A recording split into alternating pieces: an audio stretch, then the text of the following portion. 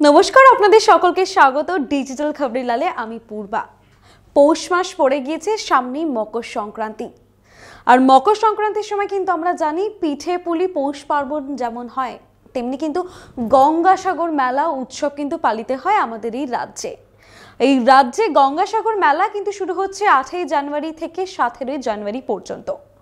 তবে আপনার মনে নিশ্চয়ই প্রশ্ন এসেছে যে এই গঙ্গাসাগর মেলা কেন হয়।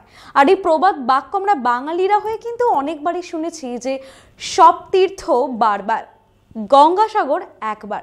তবে এই প্রবাদ বাক্যটি বিশালই বিখ্যাত। কেন এটা বলা হয় বা গঙ্গাসাগর মেলার মাহাত্ম্য কি, যার জন্য দূর দূরান্ত থেকে মানুষ ছুটে আসেনি গঙ্গাসাগরের মেলা দেখতে এই কনকনে ঠান্ডায়।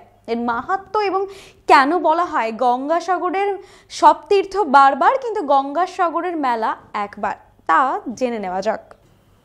মকর সংক্রান্তির পূর্ণ লগ্নে গঙ্গাসাগর হয়ে ওঠে এক মহামিলন মেলা। হাজার বছর ধরে নিজেদের অনেক ঝুঁকি নিয়ে এই মহাতীর্থে আসেন মানুষ। নিজেদের পাপ থেকে মুক্তি পেতে এই তীর্থে তারা আসেন। বর্তমানে গঙ্গাসাগর তীর্থের পথ অনেক সুগম হয়ে গেছে, তবে পথ আগে কিন্তু ছিল যথেষ্ট বিপজ্জনক। সাগরে নৌকাডুবি হওয়া ভয়াবহ, অন্যদিকে জলদস্যুর আতঙ্ক ছিল প্রায় নিত্যনৈমিত্তিক ঘটনা গঙ্গাসাগর মেলার সময়। যুগ যুগ ধরে মকর সংক্রান্তিতে সমাজের সর্বস্তরের মানুষ এই সাগর তীর্থে আসেন। জ্যোতিষ মতে সূর্য মকর সংক্রান্তিতে মকর রাশিতে প্রবেশ করে।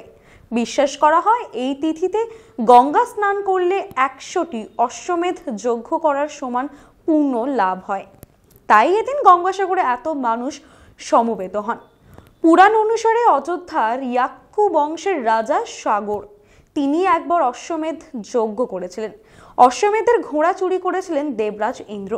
তারপর গঙ্গাসাগরে কপিল মুনির আশ্রমের কাছেই তিনি লুকিয়ে রাখেন ঘোড়াগুলিকে।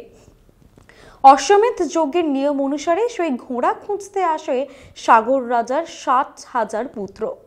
কপিল মুনির রোষের মুখে পড়েন তাঁরা, তাঁদের ভস্ম করে দেন কপিল মুনি। পুরাণ মতে সাগর রাজার মৃত 60,000 সন্তানের জীবন ফিরিয়ে দিতে তার নাতি ভাগীরথ মর্তলোকে গঙ্গাকে নিয়ে এসেছিলেন। তাই মকর সংক্রান্তিতে গঙ্গা এবং সাগরের সঙ্গমে স্নান করলে অসীম পুণ্যের কথা বর্ণিত রয়েছে পুরাণে। তাই কপিল মুনির আশ্রম দর্শন করা এবং সাগর স্নান করা এই গঙ্গাসাগরের দিন কিন্তু বেশ গুরুত্বপূর্ণ হিন্দু শাস্ত্র মতে। নমস্কার, আপনাদের সকলকে স্বাগত ডিজিটাল খবরিলালে। আমি পূর্বা। পৌষ মাস পড়ে গিয়েছে। পৌষ মানেই মকর সংক্রান্তি, পিঠে পুলির পার্বণ। কিন্তু এই পৌষ মাসে মকর সংক্রান্তিতে কিন্তু আরেকটা উৎসব হয়, গঙ্গাসাগর মেলা। আর এই গঙ্গাসাগর মেলার জন্য কিন্তু আমরা জানি যে মানুষজন যারা রয়েছে, ভক্ত পুণ্যার্থী, তারা দূর দূরান্ত থেকে কিন্তু এই কনকনে ঠান্ডায় গঙ্গাসাগর মেলা দেখতে আসেন। আর আমরা বাঙালিরা কিন্তু ওই গঙ্গাসাগর মেলা নিয়ে একটা বেশ বিখ্যাত প্রবাদ বাক্য শুনেছি, সব তীর্থ বারবার কিন্তু গঙ্গাসাগর একবার।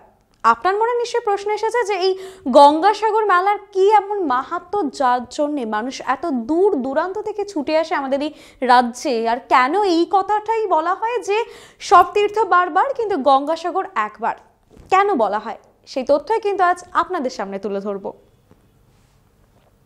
ডিজিটাল খবরিলাল, খবর আপনাদের, নজর আমাদের।